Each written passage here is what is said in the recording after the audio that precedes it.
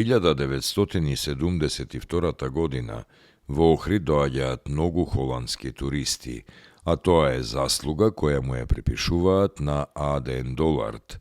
Тој го прослави градот во Холандија со неговата книга Свадбата на седумте цигани, а во Ориент Експрес тој ја опишува Македонија во тој период.